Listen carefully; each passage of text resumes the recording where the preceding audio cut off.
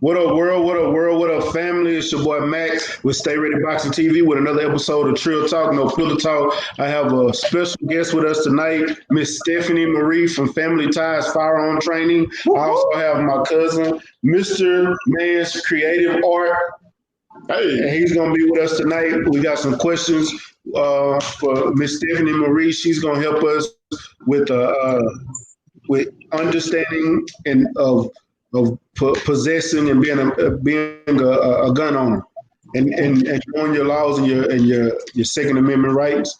And let me go ahead and let the lady introduce herself. All right. Well, thank you for having me on your show. I appreciate it. My name is Stephanie Marie. I am originally born and raised in Brooklyn, New York, but I currently live in Houston, Texas. So it's definitely a different way of life. I am an Army veteran. I'm a mother. I am my family's first responder. So throughout the meeting, you'll get to understand what that little slogan really means to me. And hopefully you'll adopt it for your life and your households as well. Yes, ma'am. And salute to everybody that's already in the chat. Shout out to DB. Shout out to David the Real Thomas, T.S. Frank, Quest X Boxing, Trick Noty, Money Brown TV, and Mr. Tiptoe. I appreciate you guys coming in, man. This is going to be a special show, a great show. And like I said, I told you guys earlier that I'm going to be starting bringing a lot of gun advocates on, especially in the Black community, because this is something that's really dear to my heart. And I'm really pushing the envelope on us being avid gun carriers. I don't care if you got a felony. I don't care if you one of those who don't believe that think all guns should be eliminated. Until guns are eliminated, get you one. That's how I feel. So and then they're never gonna get eliminated. So get you one. It's not. And shout out to Desiree AC. I appreciate you coming through, sweetheart. Thank you for coming through. So, matter of fact, with my first question, I want to ask you, how did you get started with Family Ties firearm training? Where did that come about? How did you get the name and start with that? Yep.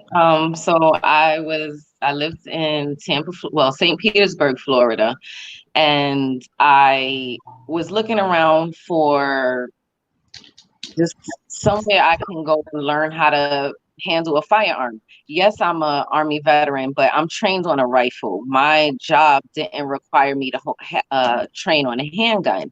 So even in the Army, I didn't shoot a firearm. I didn't shoot a handgun, a pistol. So when I moved down to Florida, I was like, well, let me get into it. It's always something that I wanted to learn. That's just my personality. So when I got down to Florida, I got my license. Shout out to Women's Protection Services. They are based in Tampa, Florida. That's where I initially got my carry license for the state of Florida. And every state is different. So you need to get with a licensed instructor in your state to find out your state laws and how to get your license. But either way, I got my license. And then I realized that there was such a need for women that look like me, that, didn't necessarily feel comfortable with a man. And nothing wrong with how men instruct, because my instructor was a man, but you can definitely tell a difference. There's a difference between a woman instructor and a man instructor to an extent. So either way, I saw that there was a need, and I also saw that my own children needed to learn how to handle firearms, because I had guns in my house now. So how am I going to better protect it would be irresponsible if my children didn't learn either. So with all of that, I was like, well, let me fill that gap. I went ahead, got certified through USCCA to become a firearms instructor. And my mission is all about the family. So that's how the name came about, Family Ties. I believe taking your family to the range will make the bond that much stronger. I really like that name as well. I truly like that name because it makes it.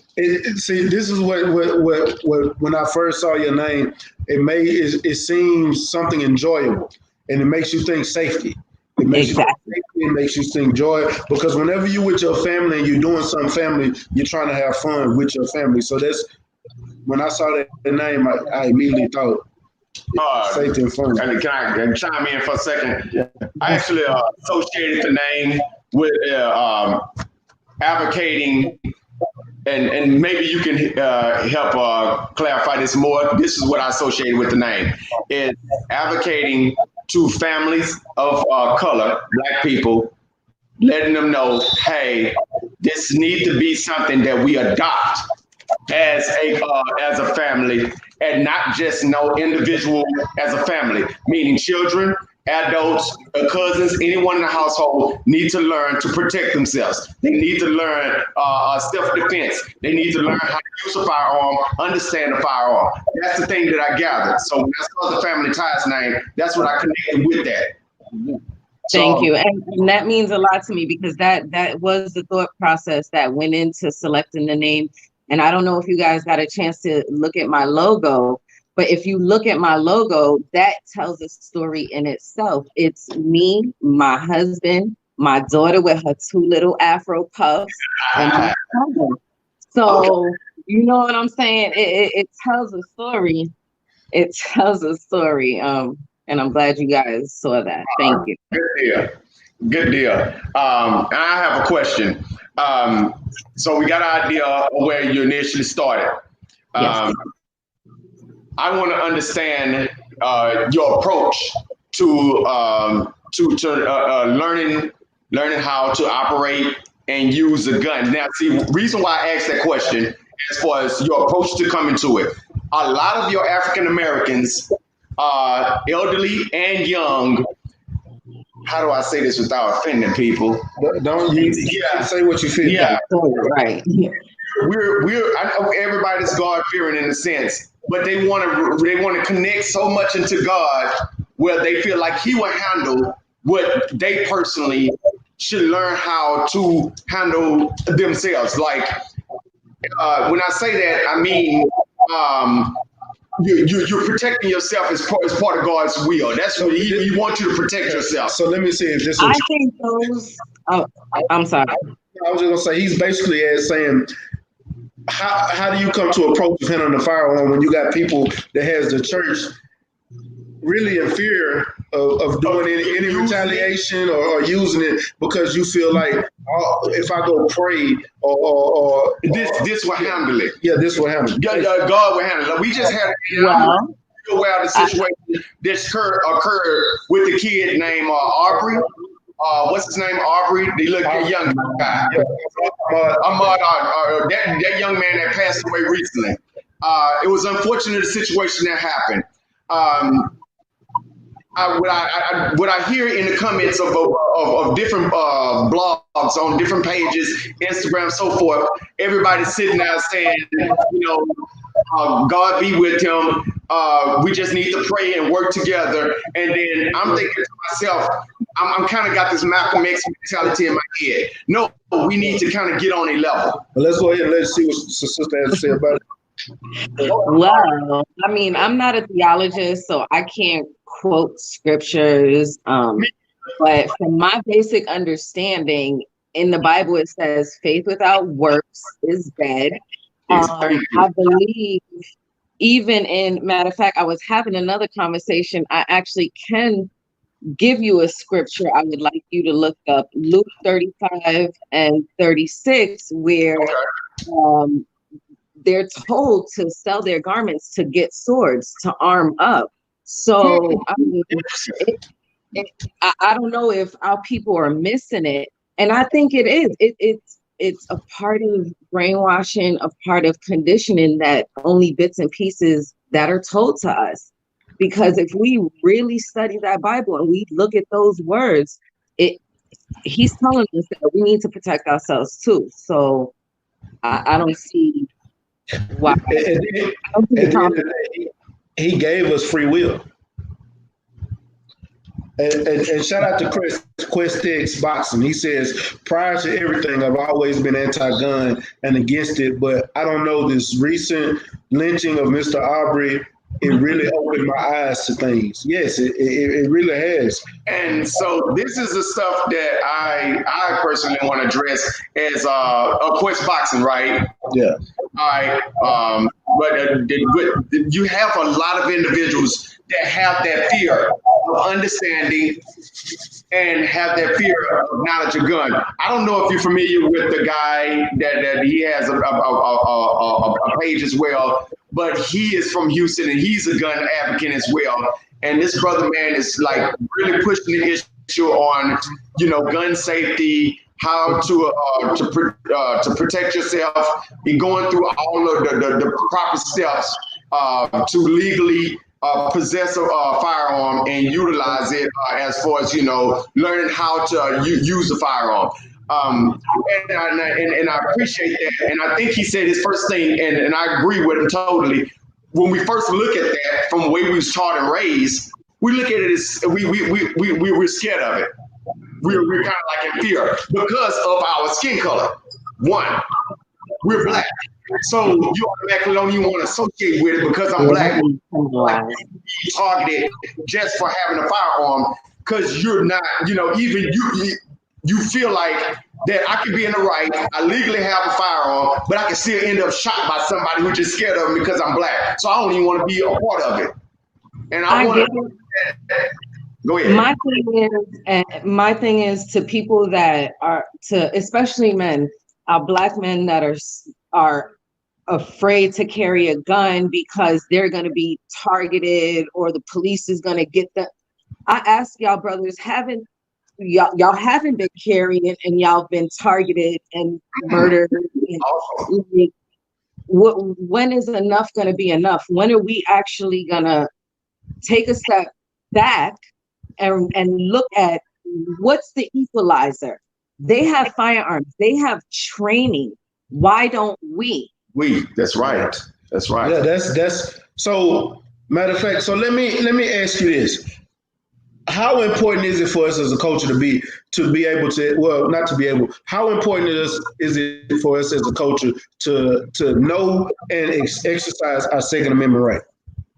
It's as important as our First Amendment. Yeah. Do you all appreciate the right to free speech, to freely gather? Because let me tell you, your First Amendment is backed up by your Second Amendment. Yeah. Okay? So that's how important it is to me, period. The national police response time is anywhere from 10 to 20 minutes. And that's if you can get to the phone to call the police. That's right. if someone alerts the police, okay? Right. Will the clock start ticking? So then I ask people, how long can you honestly hold off an attack on yourself, your home, or your loved ones without properly being armed and trained? Yeah. Another thing I want to add to that as well is, and this is directed completely to the men, black men per se, but any man as well, is we're defined as a part of our nature as a male species as protectors. That's something that you put under the umbrella of what we're supposed to do. We're protectors. This is a level of protection. I speak to my stepson and I tell him regularly, the one thing you don't want to lose is your right to bear arms. I said that's extremely important. That is one of the most important things in the world, is to protect your family. You need to understand that. You need to put that in your head and realize how valuable and crucial that is in your life. If you cannot protect your family in the eyesight of everybody else, your wife, your kids, you're weak. You're not as strong as you think you are. So that to me is an extremely crucial thing that you should, that every man should have in him, is I need to protect my family. And if this Let me tell you something. You're coming, and I stand complete in solidarity with you. And now I'm going to speak to my sisters. It is completely irresponsible for you as women to not arm and train and understand that you are your family's protectors. Not only do we have single mothers, that there is a man in the household. Our men are not always around to protect us. Right. What are we just gonna do like they do in the movies and run up the stairs instead of out the door? Are we gonna, you know what I'm saying? Like, so I like I said, I completely stand in full solidarity that you're speaking to your brothers. We need to hold our genders accountable. So sisters, we are our protectors. We are their protectors. So this is why with your husband, find a babysitter and train like your life depends on it, because hopefully, God forbid, it may one day. Money Brown. Hold on, I got to go through. We got a lot to go through. Oh, okay. I got this. That's a good one. That's a good question. I like that one. But we got other questions before here too, so I still got to go through. But that's one of the things I'm gonna tell you, because I'm single. So me dating, when I meet women, and one of the questions I do ask them, do you have a gun? Why not? Because 9 times out of 10 they're gonna tell me no when I ask them why not. You're by yourself. You go out at night. You know what I'm saying? You never know. At least have a blade. You need protection. I don't care. And even if I was in a relationship with somebody, they're gonna have a gun. Because when I'm not around and I'm at work or I'm out of town or I'm doing something, you need to protect yourself. Period. You got too many nut jobs out here and you don't know what the fuck gonna happen. And shout out to the Black Donner. He said Malcolm X's birthday, May 19, 1925. That's part of one of the reasons why this was the first show that I did with the gun. Just key example, he said self-determination and self-defense by any means necessary. Respect to the show, Quest in the chat. Appreciate you guys. T.S. Frank asked me to ask you, what's your favorite handgun? I don't have a favorite. I love all my handguns. I love all my firearms. I've shot in the military a 50 cal. You know what? That's my favorite, but I can't get it in the civilian world yet. So I don't have any. It's $17,000, but it's a Bear 50 cal, a collector's firearm right there on West Time. When that 17,000 come, I'm gonna take that and buy some land and build a complex. So that might come after that. All right. You're gonna get there. The business booming. That's fine. And Money Brown TV say, I want to ask, if you're a legal gun holder and you feel threatened by a police officer, should you shoot first before he shoots you? Okay. So I don't like hypotheticals because there's so many variables in the hypotheticals. You're giving me a very broad statement. If you feel threatened by a police officer, where am I? Are they off duty? Are they on duty? Am I somewhere where I shouldn't be? Is it a quarantine going on and we're not supposed to be out? So I don't do hypotheticals. What I do say is know your state laws. The minute you make the decision to carry and train, make that conscious decision to know your state laws, get insurance, because there is a such thing. In the event you need to use your firearm for self-defense, you have your carry insurance, lawyers on speed dial, no questions asked, as long as you were in the right. But that all goes into knowing your state laws. So, also, just something that I know here in Texas, it's different for Texas than I know any other state, because we had an issue in Dallas to where the police served a no-knock warrant. When they went into the guy's house, he shot and killed the police officer, and he ended up getting off because they entered his home without letting them know who he was or anything like that. So as the judge saw it, he was protecting himself and he got off. The police didn't like it. They was completely upset about it. But in the state of Texas, once you enter into somebody's home, you putting your own life at risk. So I don't know how it is in any other state. I just know what it is in Texas. And you prove my point. Every state has those laws that you would only know if you exercise your Second Amendment. And when I say exercise your Second Amendment, it's not just going down to the pawn shop and getting that cute gun or that gun that make you look like a badass. No, it means knowing your laws, going and taking training. Texas has a certain requirement. Florida, where I came from before here, has their own requirements. But do it. You have to. That is the equalizer. They have guns, laws, knowledge. We need guns, laws, and knowledge. All right. Next, what I have is knowledge. You just addressing that. I can say it. I think B can say it as well. Maybe if you say it, maybe somebody will grab it and grab hold to it, and they can actually see how it relates. How important is being gun savvy? Gun savvy it is. I mean, being the training, the safety. How important it is to you, and why do you think it's important for everybody to understand? So put it like this here. Let's go ahead and get into Negro terms. Pulling your gun and turning it sideways and shooting it that way. Having your finger on the trigger without as for fun. As fun.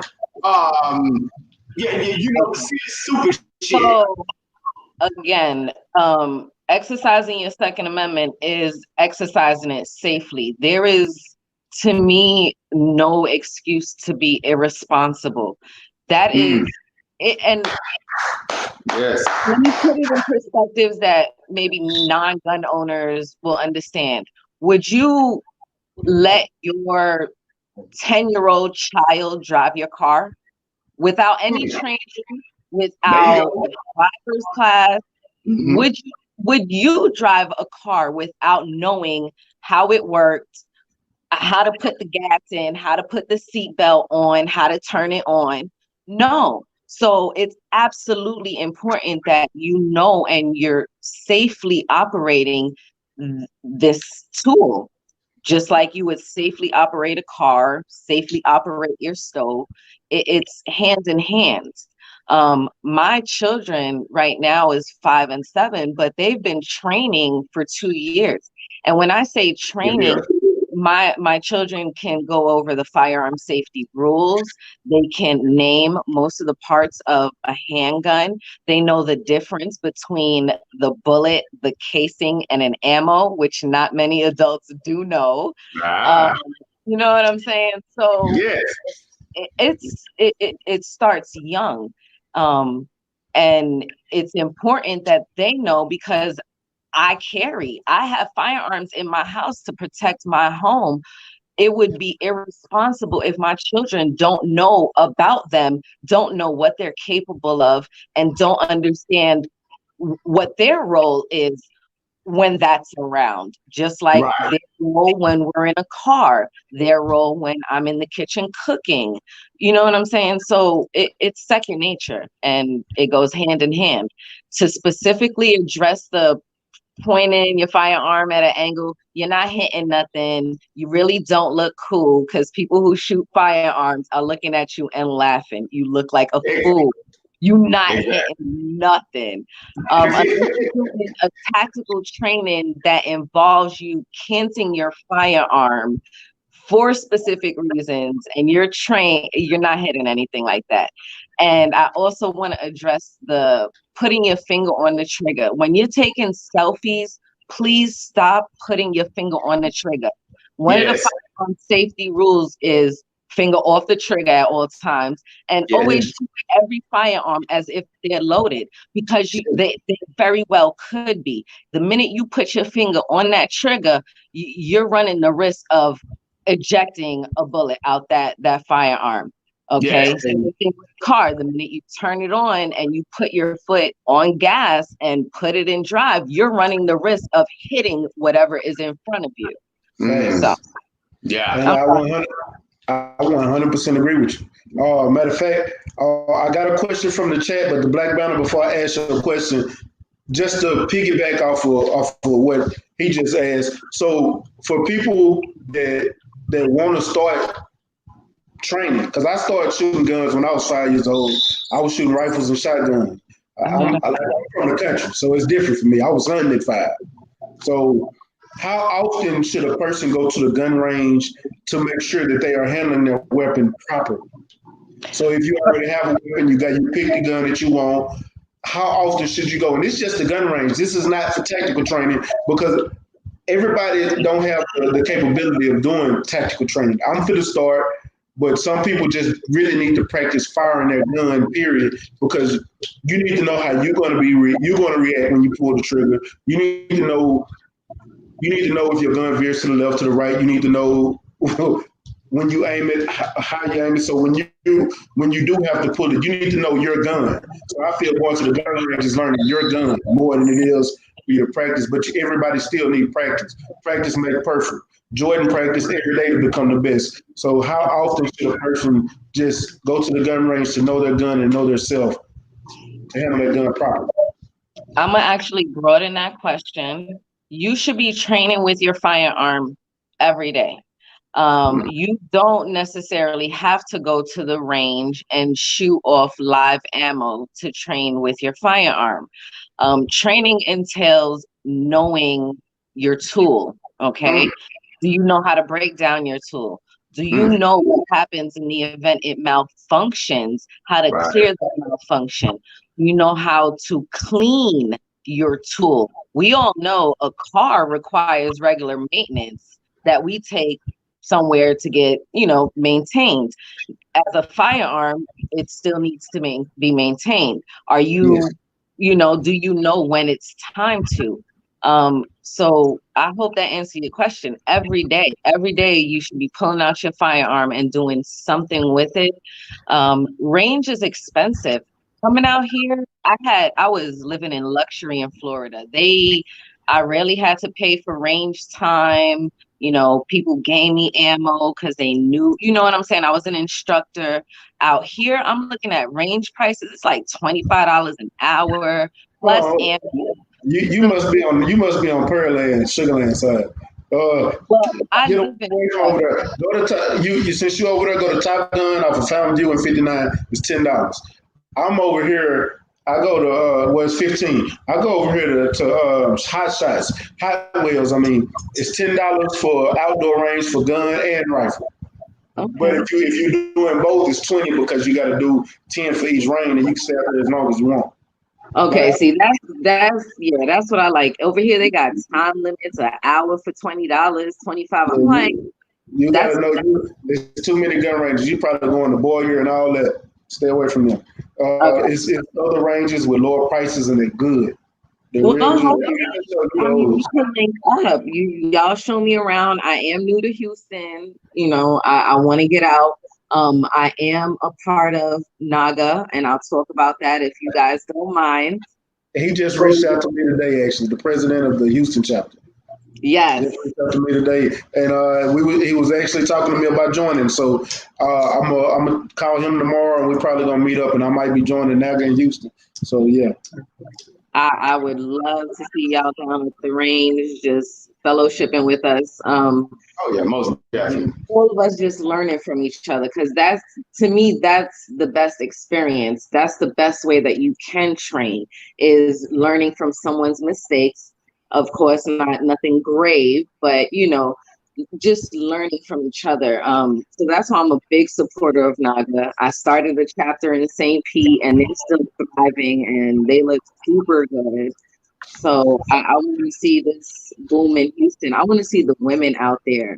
I'm men, y'all are all high speed, been playing SOCOM since, y'all been walking. Us women, it's time we get out there and play these games with y'all. You know what I mean?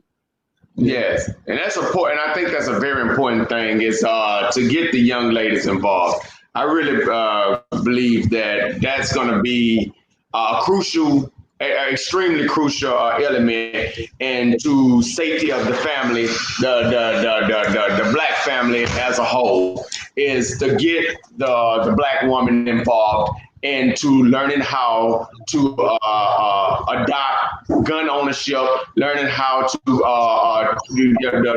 embrace tactical training, learning how to shoot, and actually trickle that knowledge down to kids. I think a lot of people run from that.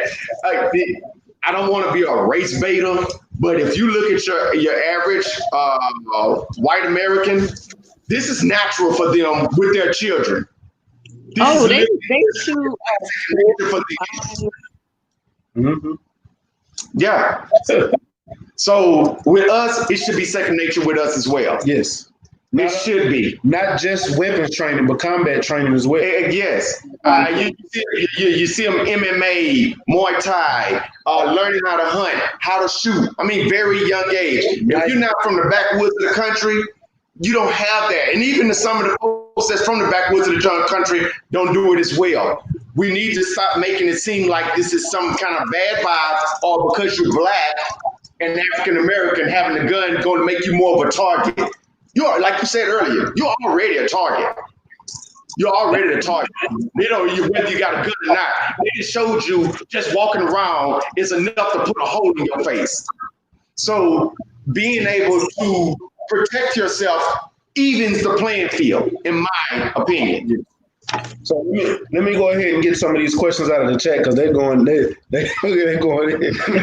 He said, do you agree or disagree our community should initiate our own organized security firms too? Which Black Banner we already do. We just got to start looking for them. That's right. Each city. New England Gun Club, they train and patrol their neighborhoods. You know, people, they don't go out there looking for no trouble, but they protect their communities. If they see, you know, I know back in the days how I read it, you know, if they saw someone getting harassed by the police, they would tell them, no, these are your laws, these are your rights, you know, so they gave their people the ammo, the fuel to fight back. So not only should we be doing armed patrols in our community, we need to be educating our community. What we know, we need to share. I firmly believe when you know better, you do better. And a lot of our people know better. So now let's start doing better and holding each other accountable for that. Yes. Yeah, and matter of fact, to add to that, it was a politician, a black lady, who was escorted to to Washington, I want to say, somewhere, and she had her own militia with her. They escorted her there to make sure she was safe. That wasn't even a week ago. Oh, we have it. Mm-hmm. We have it. Oh yeah, that was the mayor of Atlanta. Yeah, there we go. And that was the black.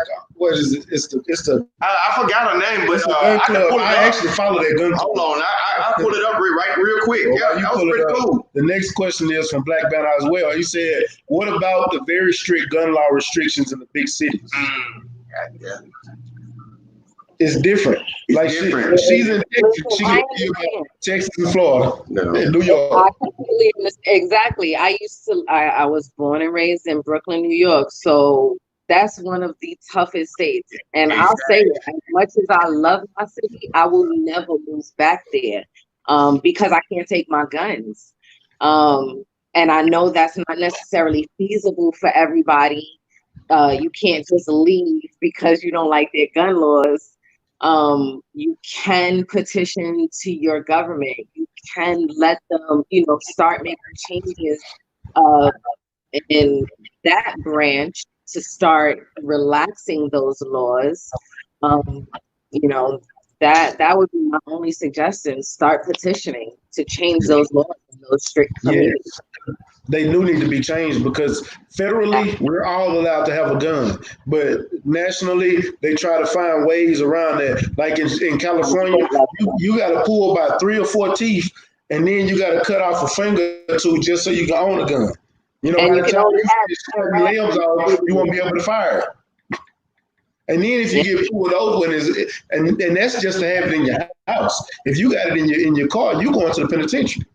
So it's crazy, and this is the funniest thing that if y'all go look at the states with the most crime rate and look at their gun laws, the states that have the highest crime rates have the most strictest gun laws. The states with the most where the crime rate is lower, you can look at the laws are more lenient. And I'm talking about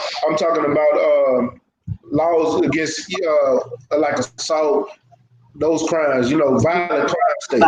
We're not talking about just crime, period. We're talking about high violent crime states. Those states, Illinois, Ohio, New York, California, those states have these stricted. Connecticut, a lot of you don't know, but Connecticut is top 10 in crime. Those have the most strictest gun laws. And what's interesting is those crimes are being predominantly committed with people that have guns. So if these states have such strict laws, why are they not preventing these crimes from happening? Yes. Yeah. The lady was named Sarah Anthony, and she was she's a Michigan lawmaker. Okay. And it was I forgot the name of the black. Well, I forget. They don't have the name of the black militia group as a security that escorted her into the front downtown, which was pretty cool. Protect your people, basically. Yeah, we need to protect. Now, I'm going to put it out there because it definitely needs to be said that her stance on the Second Amendment may not necessarily match what we saw. So I implore her to reevaluate, her stance on things. You saw how powerful these armed Black men, that image, and it helped you get to where you needed to be safely and you felt safe. So why are you still anti-gun? You know what I'm saying? I just asked her to reevaluate her stance. And and it's crazy because most Black politicians are liberal.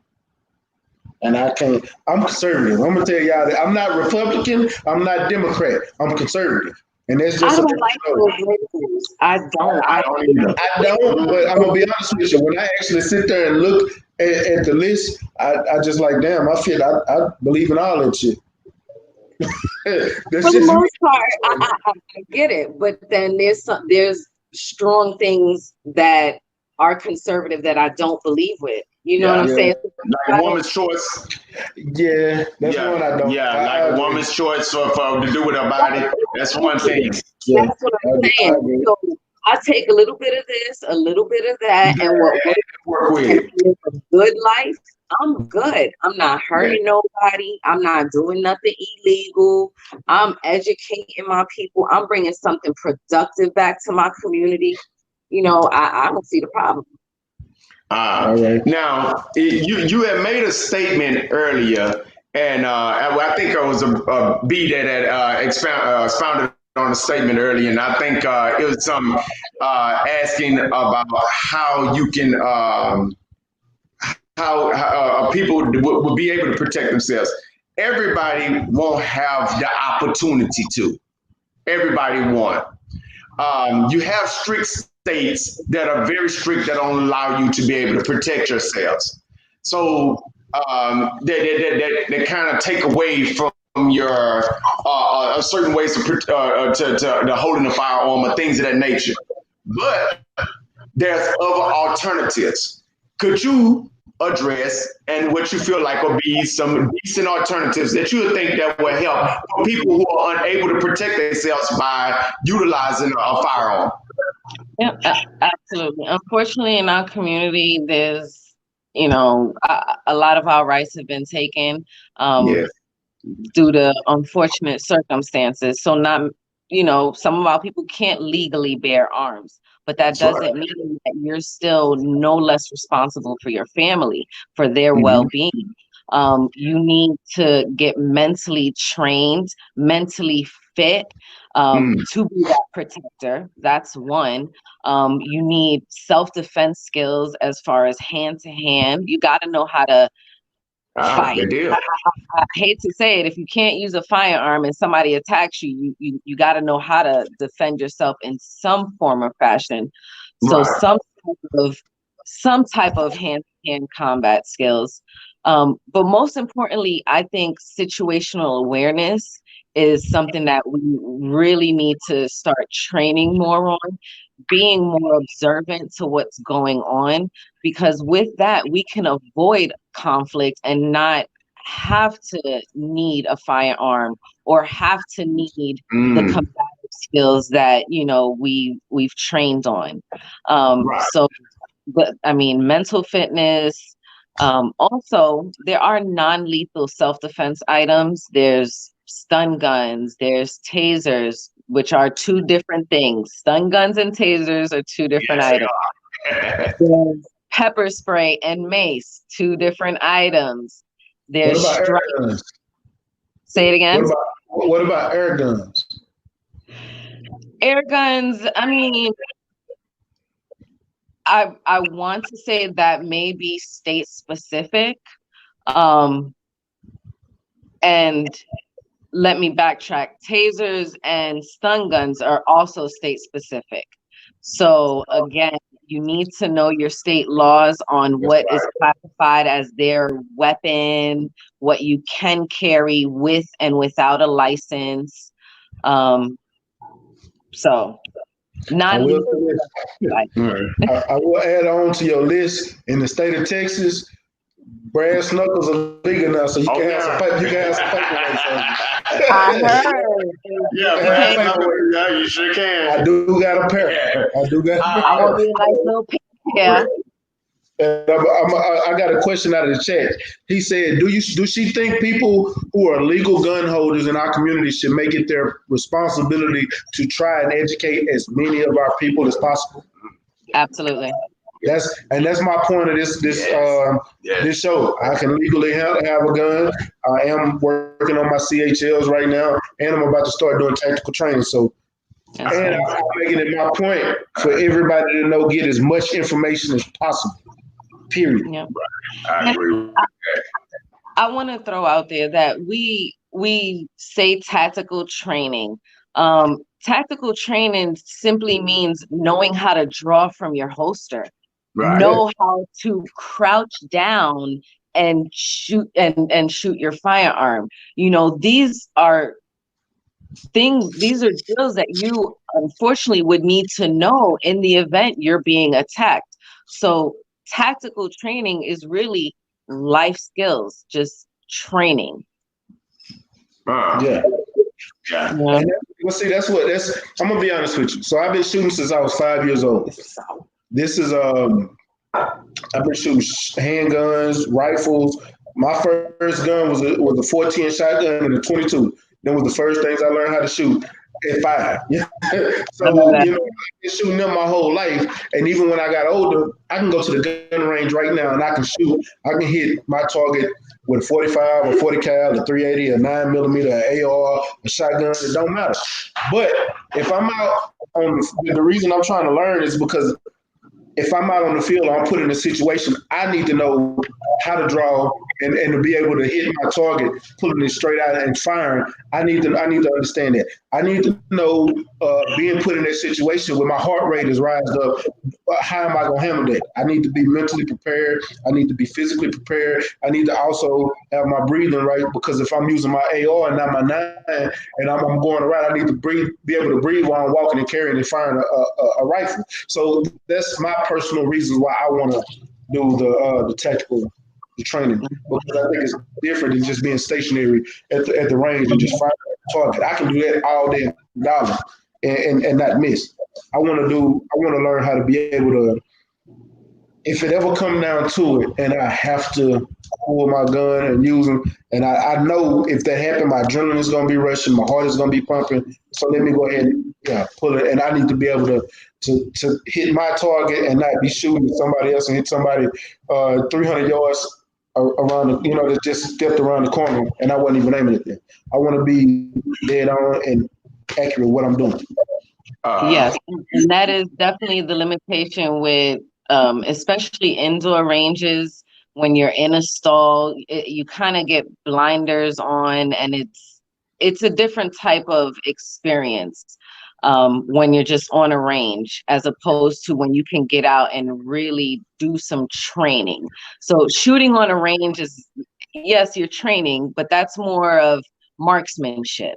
You're doing precision training on the range. When you get out in the open, when you can really gun and move and gun, that's some more life skills, life-saving skills, really. Okay. Questex says, my question for Miss Marie is, how should a person go about convincing his lady to attend training if they have a fear of guns? And what are some steps I could take to help her become comfortable with doing so? That's a great Give question. him my number. Give him my number. I hear that all the time. First of all, men, don't take your women to the gun range the first date. Like, don't do it. Try to show how badass you are, Rambo, whatever. For a lot of women that don't know what to expect, it can be a very traumatic experience. It's too much. What's that word when your senses are overloaded? So I took one that I was dating at a time. She asked to go.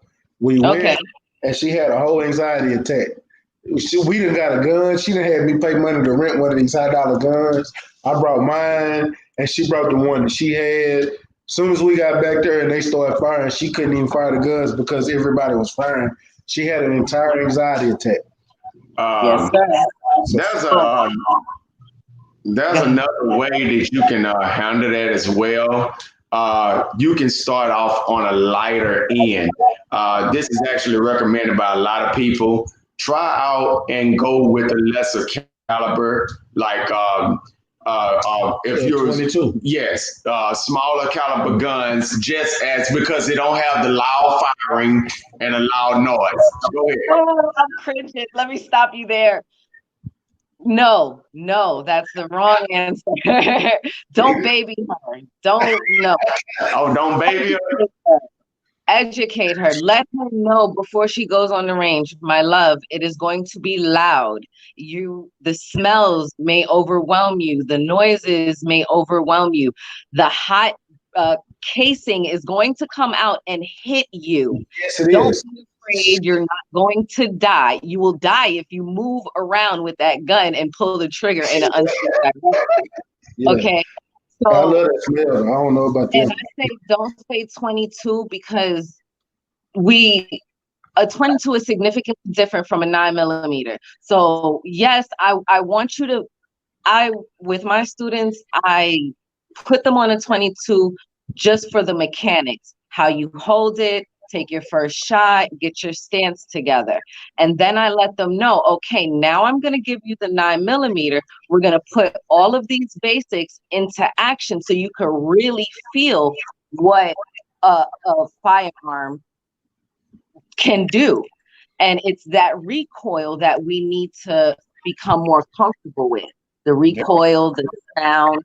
So a 22 is not going to get us that. So that's why I say don't do 22. I shoot a 45, so anybody that coming with me, they gonna shoot something big. Yeah. It's a 1911 too, so it's heavy, it's metal. Yeah, so they gonna have to deal with it. As a Ray said, does the Queen have a social media I can follow? Yes. Family Ties Firearms Training is my business page. My personal page is Loves Her, the number 9mm, Loves Her 9mm. You can link up with me on either IG or Facebook. Both of them are the same. I want to give a shout out to the brother, Mr. Meredith Campbell, in the super chat. Just showing my support, brother. I appreciate you coming through. If y'all don't know, that's the guy that's actually going to be training me. So yeah, he is a trainer himself. So if you're in the Houston area, he's one of the guys that does training too. And we all have to link up. There's no reason why this one should be here, this one should be here. We all got business for each other. We can all eat. We all need to be connected. We all need to know each other. Oh, she broke up. I can't stress it enough. Like, need to get connected with not the local NAGA chapter in your area. Do it. Fellowship. Spread that knowledge in the community. That's the only way we're going to know, because they're not telling. Nobody's telling us and giving this information. So we got to do it for ourselves. Desiree also asked, do you suggest BB gun training? Practice, BB guns for practice, I should say. I mean, for practice, yeah, but why waste money on a BB gun if you could get a firearm? Yeah. True.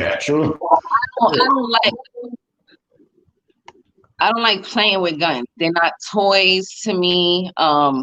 I dry fire, I live fire, I train with my firearm. There's no need for me to have a BB gun. Like, I'm not going to use that in everyday life, so I'm not going to have it. But, you know. Meredith Campbell back in the super chat, he said, by the way, I have a 9-year-old daughter shooting a 9mm. Yeah. And shout out to BFTB in the chat. He said, Mac, late, but I'm here. I appreciate you guys coming through. Man. Matter of fact, now I got all the questions in the chat out the way. I'm starting with some very basic questions just for it. I know it's going to seem redundant, but it's a lot of people that might be listening that don't know. So what are some of the things we should look for when we're purchasing the perfect weapon for ourselves? Everybody don't know, but that's just something that maybe they should do. And what are some things they should start doing when looking for a weapon? Should they go to the gun range and start renting out the guns and practicing with each one, or how should they go about doing that? Yep, that's a great question. First of all, you need to understand. You need to figure out what you're using your firearm for. Is it your everyday carry? Is it your home defense? Is it, what are you using this firearm for? My first firearm I got was for my everyday carry, because that can also alternate as my home defense. I am on the smaller side, so I needed something smaller. I can't gauge, how something feels or looks just by a picture. So I always say that you need to go and try it, handle it before you buy it. So there's a lot of websites online where you could just buy a firearm and have it shipped to a dealer. But before you do that, you need to go to a range and see if you like that firearm. That to me is the only way to purchase a firearm. Okay. What are the perfect weapons for home protection? The one that you know how to use. See, you're right, but the reason I say that is because, like, I got a 45, but just not my home protection. I got a shotgun I sleep by my bed with bird shots in. That's what I use for home protection. Because if for any reason I miss, I'm not for the shoot through the wall and kill the next person in the next room. So that's why I asked that question. What a better answer to that is, whatever home defense firearm you have, make sure you have self-defense ammo in it. You have what they call hollow point. You're not using a full metal jacket or full enclosed ammo. They're designed differently. For your home defense, you want something that will stop when it hits the wall. You don't want something that will go through walls. What hollow point self-defense ammo is designed to do. As far as the perfect home defense firearm, like I said, my first one was my everyday carry, and that translated to my home defense. I then upgraded. I have my shotgun close by, and I still have my handgun. I have a rifle in my closet. So everyone's home and situation is different. I suggest getting with somebody that's trained if you're really serious to map out a home defense plan, like a specific plan of, in the event something happens in your home, how would you and your family react?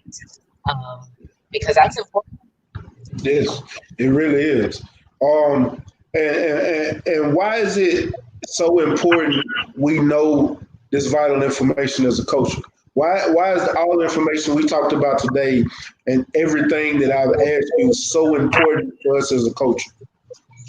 Because a case in Florida just showed us that the police have no So we have to protect ourselves and have to protect our families. That's why it's so important. We are our family first responders. In the event I am attacked or someone attacks my house, I need to be able to defend myself in as long as it takes for the police to respond. Right? Ideally. So the only way I can defend myself for that long is by being armed and trained. That's how important it is. It's life and death. I have to come home to my loved ones depend on me, and I can't let somebody's ill will. You're breaking up a little bit. You hear me? Yeah, I can hear you. I said I have little ones I gotta come home to. That's my plan. I can't let my plan be distracted by somebody's evil plan. You know what I'm saying? So I got a plan to protect myself. Yes, and exactly. And at the end of the day, when we wake up in the morning, we have 10 fingers, 10 toes. When we leave our door, we have 10 fingers and 10 toes. You want to come home with 10 fingers and 10 toes, still breathing, able to kiss all your loved ones and to go to sleep and wake up the next day and do it all over again. That's right. And that's at the end of the day, that's what it is. Ramsey said the third said EDC versus HP. I use a 7-inch AR pistol and 223 wild subsonic hollow points for the house. My EDC is my Glock 19 with the AP round. Nothing wrong with that. That's how you feel. Hey, do what you got to do. I don't use my AR for home protection because it's not protect. That's going through walls. It's going through the person and the wall, and especially subsonic rounds. It's going through that person and it's yeah. And then 2-3 might ricochet at the same time. Like, come on, that is dangerous for home protection, my brother. And that's what I'm saying. Like, you gotta know what you're doing. While we think this is cool and this sounds cool and subsonic, oh wow. But in reality, in practical use, is it the most beneficial? Is this really what we should be using? That's why we got to get educated. That's why we got to get trained. It's more than just, like I said, going to the pawn shop and just picking out your favorite firearm that looks cute. You need to know what you're doing. Facts. You have to know. Like, I wouldn't shoot a subsonic round in the house. I don't care how bad it is because it's going. A subsonic round is going through whoever you shoot, and it's going out. And it's going, if it hit the wall after it hits that person, it's going through that wall too. You also, whenever you're at home and protecting your home, not only do you have to think about yourself and your family, sometimes you have to think about what's next door. Because I'm in an apartment. If I shoot through this wall, I got neighbors. If I'm in a house, I might be better off. Okay. I won't even farm on. All right. She said she'll be right back. And he said, Jay Good, I want that shotgun too, that V3. Yes, that's beautiful. I was just looking at it the other day. It's just expensive. So I might end up with that Shockwave. I'm going to look at them Friday, actually. That V3 is expensive.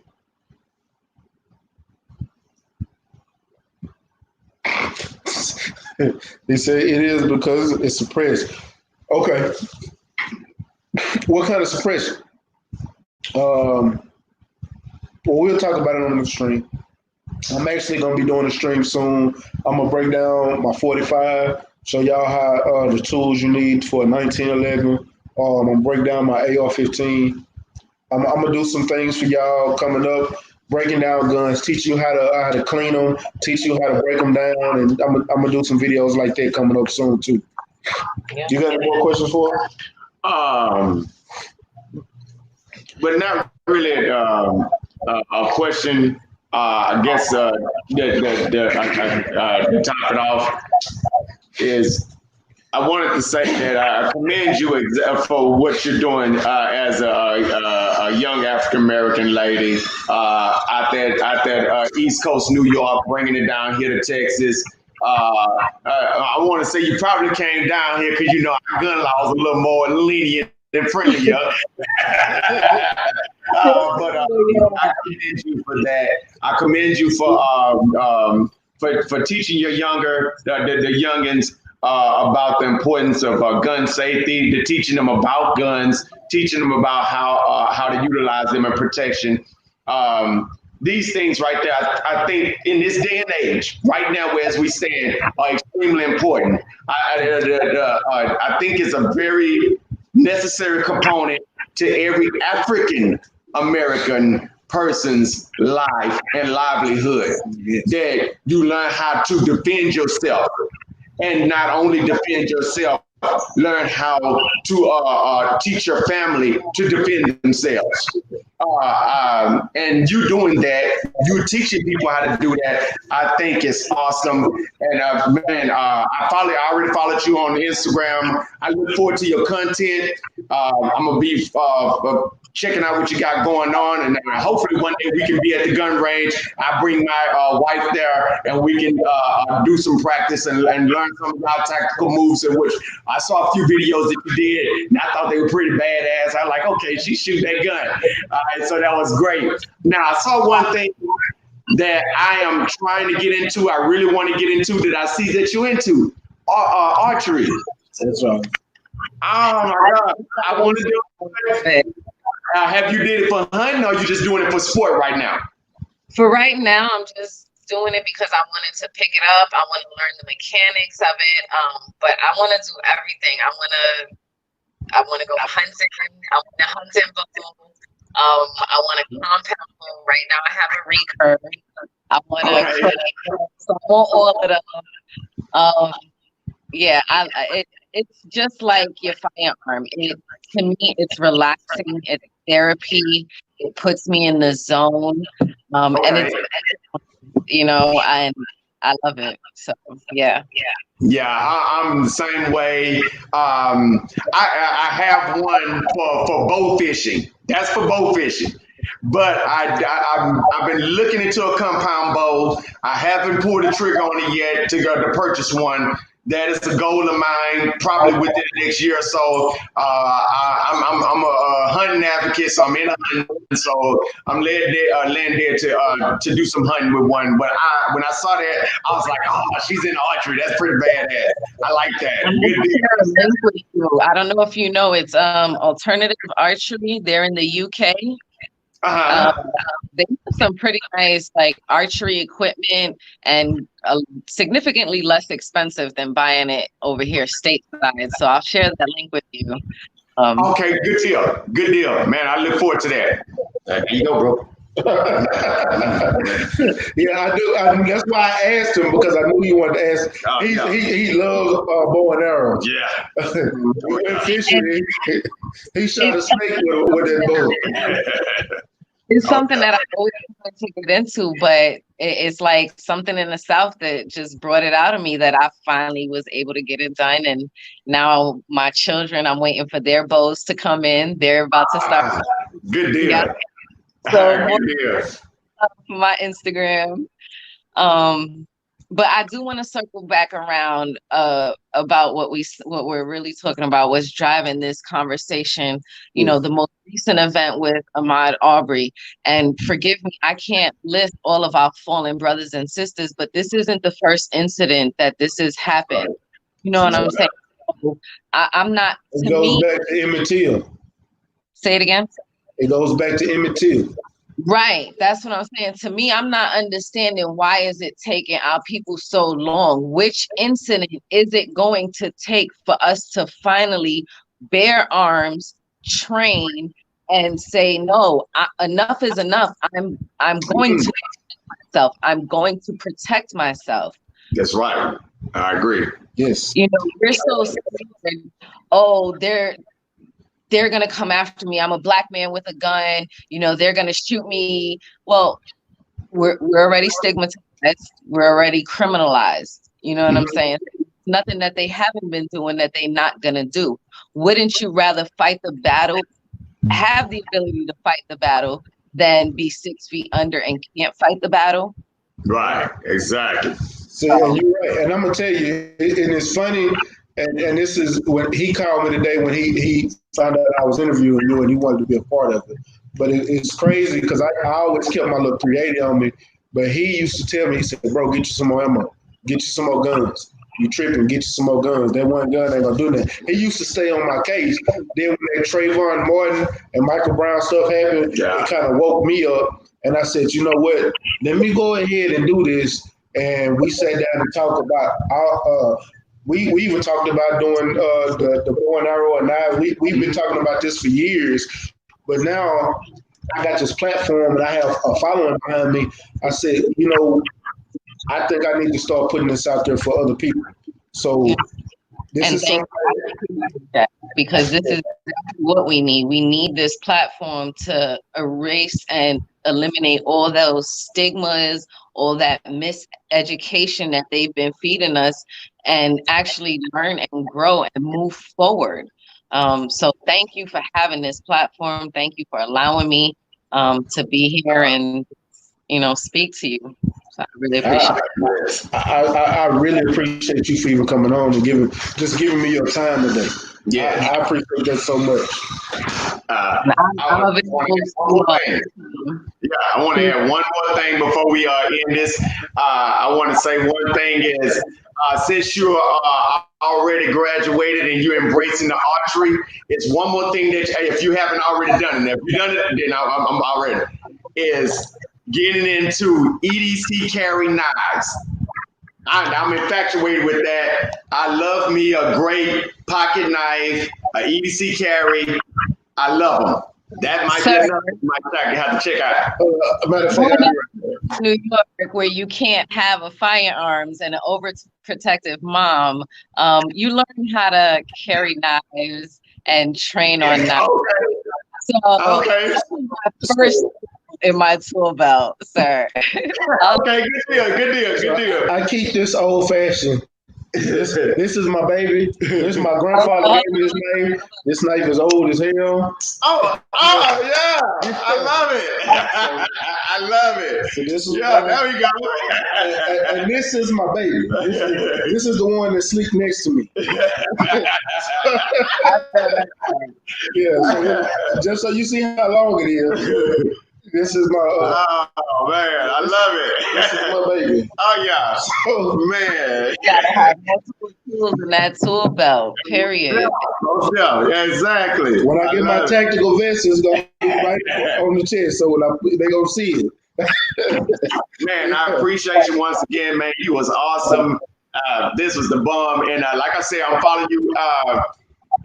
You want to let everybody know where to follow you at? Well, I was gonna say before we get to that part, do you have any words of encouragement and any more information you would like to give the people so that they know what to do from here? Because you're not going to be the last one to come on, but something that might stick with them and help them out from here on out.